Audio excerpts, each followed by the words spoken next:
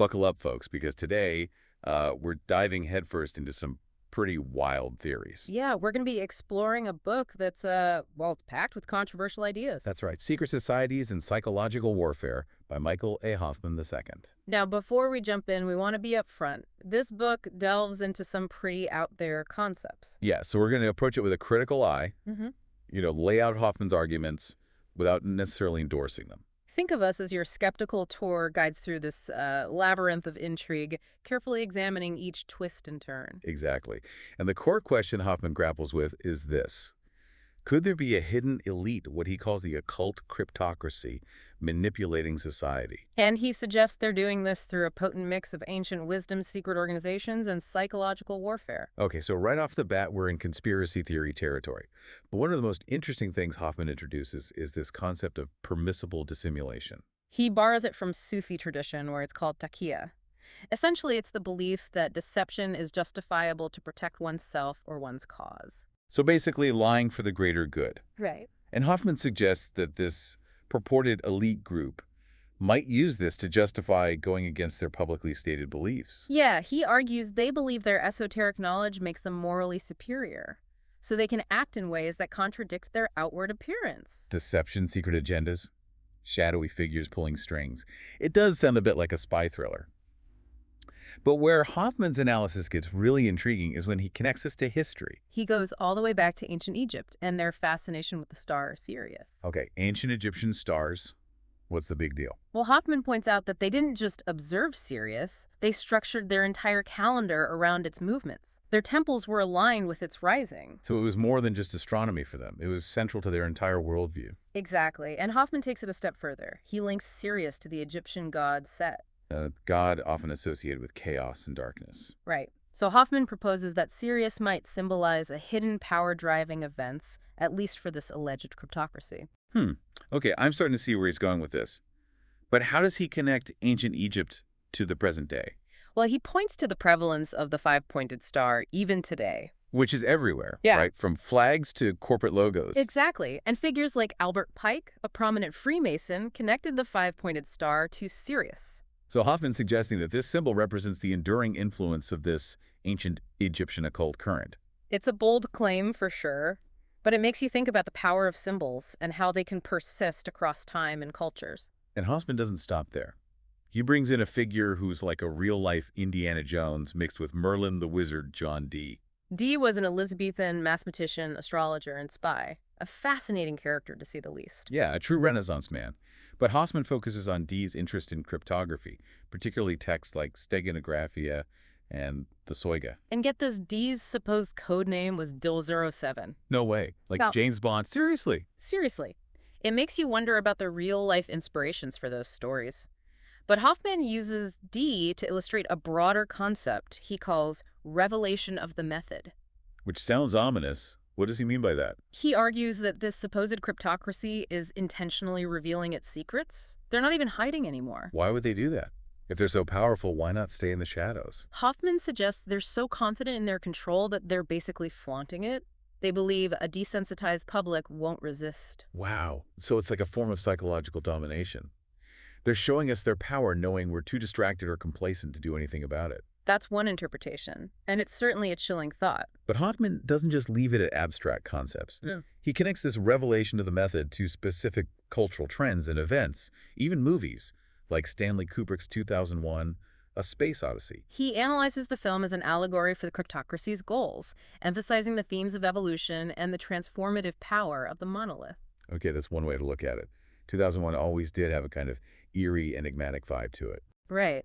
And Hoffman also points to something we often overlook, the mislabeling of the year 2000 as the start of the new millennium. Wait, the year 2000 was the new millennium, wasn't it? Technically, no. The new millennium actually began in 2001. Huh. I never thought about it like that. Hmm. But I guess you're right. So what's Hoffman's point here? He suggests that this mislabeling is a subtle example of how our perception of time and history is manipulated. So he's saying that even something as seemingly straightforward as a calendar date can be used to influence our thinking. Exactly. It's about how we accept narratives without questioning their underlying assumptions. And speaking of narratives, Hoffman also brings in a very different film, David Cronenberg's Videodrome. Videodrome, no, that's a weird one. A classic, but definitely disturbing. Hoffman argues that it reflects our increasing immersion in a technologically driven world where the lines between reality and manipulation are blurred.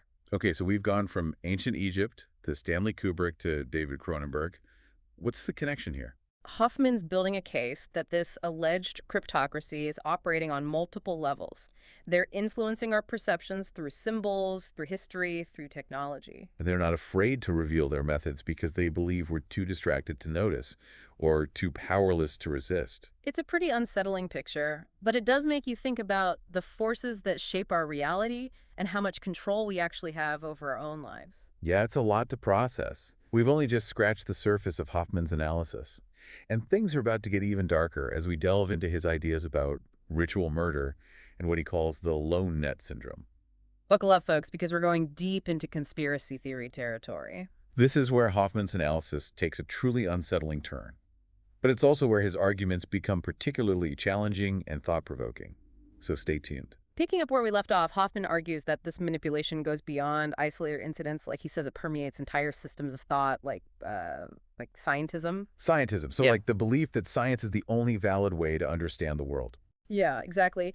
He contends that it's often used as a tool, to advance the elite's agenda, but it's disguised as objective truth. So it's not just about controlling actions, but also shaping perceptions and beliefs. How does that work in a practical sense? Well, he uses Darwinism as an example, asserting that it promotes a materialistic worldview, one that separates humanity from nature and ultimately justifies manipulation. I see. So by reducing everything to matter and biology, we lose sight of the spiritual or the ethical implications. That's his argument, and he connects this to the Kabbalistic concept of the golem, that creature created from inanimate matter. Oh, right, like Frankenstein's monster. Sort of. He's suggesting that modern science, with its quest to, control nature, is attempting to create artificial life, and in doing so, they're playing God. Okay, that's a pretty bold claim. Yeah. But he does point to some real-life examples, right? Like scientists who are also involved in occult practices. Exactly. He mentions figures like Dr. John Whiteside Parsons, the rocket scientist who was also a leader in the Ordo Templi Orientis, the OTO. Wait, Parsons, the guy who helped develop jet propulsion, was into the occult? That's a wild combination. Yeah, it's not what you typically expect from a pioneering scientist. But Hoffman uses Parsons as evidence that these seemingly separate realms, science and mysticism, can be intertwined. So he's suggesting there's a hidden connection between the pursuit of scientific knowledge and the occult. That's his argument. And he argues that technology, particularly the internet and virtual reality, further erodes our connection to the real world, creating a hive mind mentality. Okay, I can see that. We spend so much time online these days, it's easy to feel disconnected from the physical world. And Hoffman argues that this disconnection makes us more vulnerable to manipulation. He cites Van Burkert's book, The Gutenberg Elegies. Which is about? It's about the decline of deep reading and contemplation in the face of electronic media. You know how our attention spans are shrinking and we're constantly bombarded with information? Right. It's hard to focus these days. Oh, yeah. There's so many distractions. And Hoffman argues that this shift leads to a loss of meaning and a diminished capacity for critical thinking, which makes us more susceptible to manipulation. So it's not just about shadowy figures controlling us. It's also about us becoming more passive Yeah. and less able to discern truth from falsehood. Exactly. He paints a rather bleak picture of humans, transforming into creatures of the hive, sacrificing our individuality and autonomy to a technologically driven collective consciousness. It's like we're willingly giving up our free will to the digital matrix. That's one way to look at it. And Hoffman doesn't shy away from applying this framework to analyze specific events. Like he even delves into the Columbine High School massacre. Columbine? That's a sensitive topic. How does he approach it? He acknowledges the tragedy, of course, but he argues that the event reflects and perhaps even amplifies a broader cultural malaise, a desensitization to violence, and a blurring of reality. So he's not saying that the Columbine shooters were directly manipulated by some shadowy group. No, but he's suggesting that the cultural conditions that led to the massacre might have been influenced or exploited by those who benefit from chaos and fear. I see. So it's about creating an environment where violence becomes more likely or acceptable. And he criticizes the media's focus on gun control as a distraction from the deeper cultural and societal issues that contribute to these tragedies. It's like focusing on the symptoms rather than the underlying disease. Exactly. And he argues that this distraction serves the elite's agenda because it prevents us from addressing the root causes of violence, which often stem from the very systems they control. So it's about shifting blame and reinforcing control through fear. That's his argument. And he sees a similar pattern in the case of Ted Kaczynski, the Unabomber. The Unabomber. That's another fascinating case. Yeah. How does he connect that to this broader theory? Well, he challenges the official narrative that Kaczynski acted alone, pointing to, the FBI's suppression of evidence, Kaczynski's forced guilty plea, and the media's portrayal of him as a lone nut. But if Kaczynski was part of a larger conspiracy, wouldn't he have revealed that during his trial? That's a good question. Hoffman suggests that the lone nut portrayal is itself a deliberate tactic to obscure any deeper connections or motives. So it's like a way to discredit anyone who challenges the official narrative. Exactly. And Hoffman interprets Kaczynski's attacks, with their focus on technology and the destruction of the natural world, as symbolic acts that serve the elite's agenda. It's like he's saying Kaczynski was a pawn in a larger game. That's one interpretation. And he even draws a parallel to Joseph Conrad's novel, The Secret Agent, which features a bomb-making anarchist who seeks to destroy the idol of science. So it's a literary precedent for this idea of using violence to disrupt the established order. Exactly.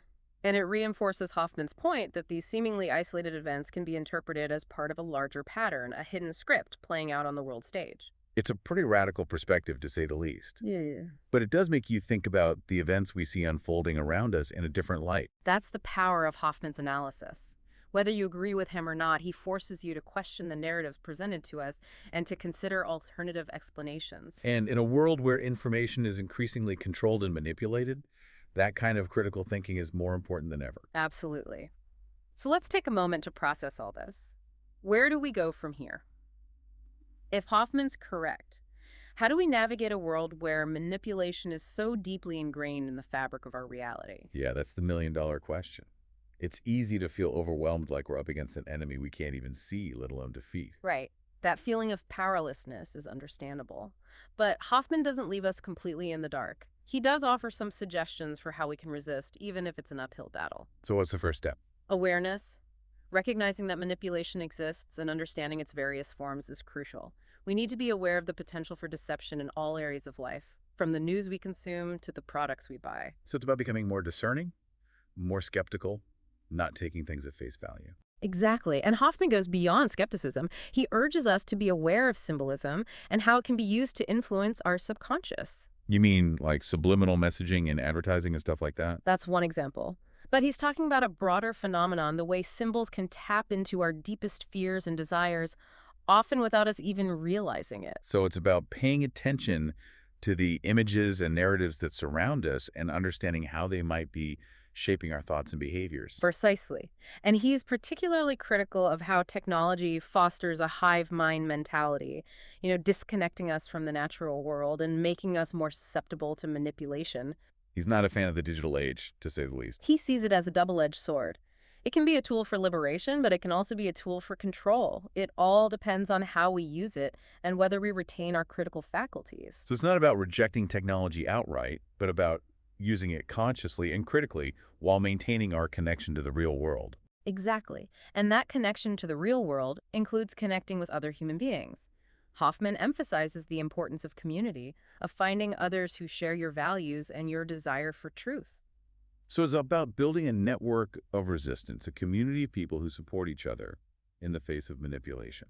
That's one way to look at it. It's about finding strength in numbers and recognizing that we're not alone in this struggle. And let's not forget the importance of nature. Hoffman seems to believe that connecting with the natural world can help ground us and provide a counterbalance to the artificiality of the technological landscape. He sees nature as a source of wisdom and renewal, a reminder of the forces that exist beyond human control, and a way to reconnect with our own inner compass. So it's about getting back to basics, spending time in nature, unplugging from the digital matrix, and reconnecting with the rhythms of the natural world. Exactly. It's about finding a sense of balance and perspective in a world that often feels chaotic and overwhelming. So to sum up Hoffman's analysis, while dark and unsettling, ultimately offers a glimmer of hope. It's a call to action, An invitation to reclaim our agency and to resist the forces that seek to control us. It's not an easy path, but by cultivating awareness, critical thinking community, and a connection to nature, we can begin to navigate this complex and challenging world with more clarity and purpose. All right, so we spent the last two parts unpacking Hoffman's dense and often disturbing analysis of this so-called occult cryptocracy. We've traced their alleged roots back to ancient Egypt, explored their supposed use of symbolism in technology, and examined their potential role in shaping events like Columbine and the Unabomber attacks. Yeah, it's a lot to take in. Yeah. And frankly, it can leave you feeling a bit powerless. Like, what can we as individuals possibly do to resist such a pervasive and seemingly all-encompassing force? It's a valid question, and one that Hoffman doesn't shy away from, but he doesn't offer any easy answers either. So where do we even begin? If this occult cryptocracy is as entrenched and influential as he claims, how do we fight back? Well, the first step, as always, is awareness.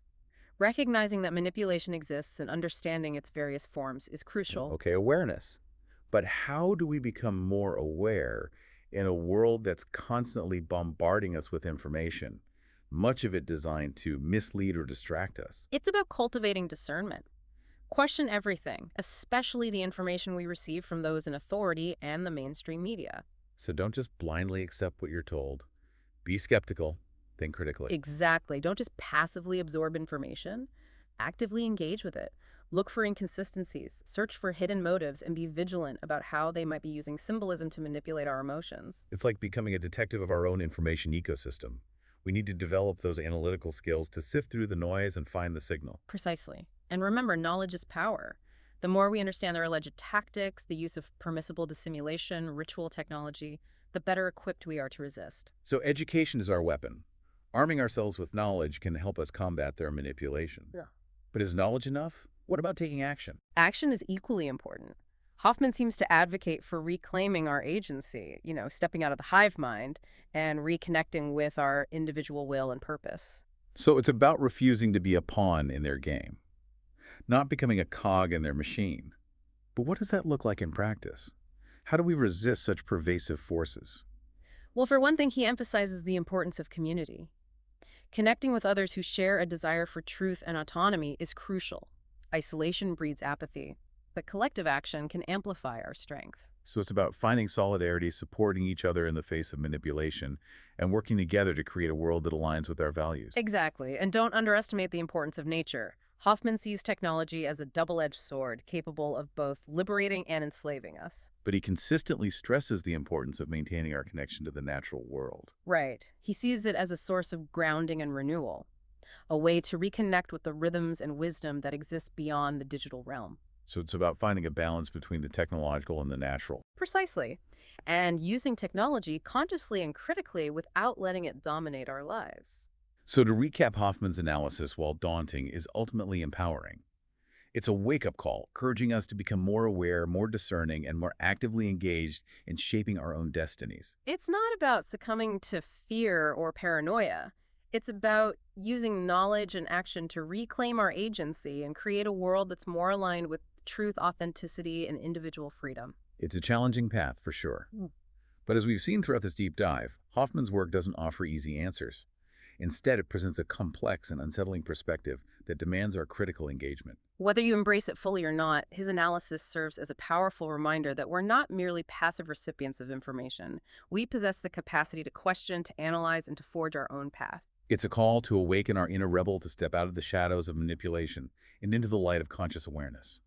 It's about reclaiming our power, not as individuals against a monolithic force, but as a collective, striving for a more authentic and empowered way of being in the world. And as we conclude this deep dive into Hoffman's secret societies and psychological warfare, it seems fitting to leave you with a concise summary of his key points. A sort of cheat sheet to help you navigate this intricate and thought-provoking terrain. Exactly. So here are 10 key takeaways to consider from Hoffman's analysis. Number 1. Hoffman argues that an occult cryptocracy exists manipulating society through a blend of ancient knowledge, secret societies, and psychological warfare. Their goal, he suggests, is to shape our perceptions, control our actions, and ultimately mold the world to serve their interests. Number 2. He traces the roots of this supposed cryptocracy back to ancient Egypt and their reverence for the star Sirius. He believes that its symbolism represents a hidden force shaping events and influencing figures like John Dee and modern organizations like Freemasonry. Number 3, Hoffman proposes that we're in an era of revelation of the method, where this elite group is intentionally revealing its secrets. They believe a desensitized public won't resist their overt displays of power. Number 4, he critiques scientism, suggesting that it's often used to advance the elite's agenda under the guise of objective truth. He points to figures like Dr. John Whiteside Parsons, who straddled the worlds of science and the occult as evidence of this intertwining. Number 5, Hoffman warns of the dangers of technology, arguing that the internet and virtual reality are eroding our connection to the real world. He believes they're creating a hive mind mentality that makes us more susceptible to manipulation. Number 6, he analyzes events like the Columbine massacre and the Unabomber case,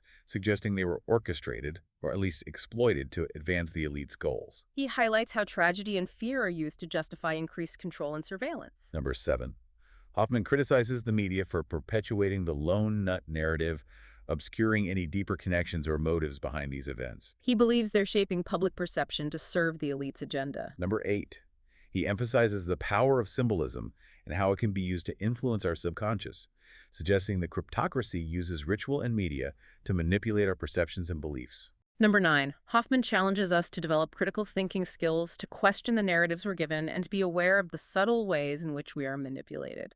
And finally, number 10, he urges us to reclaim our agency in a world saturated with manipulation, to reconnect with nature and cultivate a discerning mind capable of seeing through the illusions. So there you have it, folks. 10 key takeaways from Michael A. Hoffman II's Secret Societies and Psychological Warfare. A dense, challenging, and often disturbing analysis of the forces that may be shaping our world. But remember, this is just one perspective. There's always more to explore. So do your own research, draw your own conclusions, and most importantly, think for yourself. That's right. Don't take our word for it, or Hoffman's for that matter. Question everything and keep searching for the truth. Thanks for joining us on this deep dive into the shadowy world of conspiracy and the occult. We'll be back soon with more explorations into the hidden forces that shape our reality. Until then, stay curious, stay vigilant, and keep questioning everything.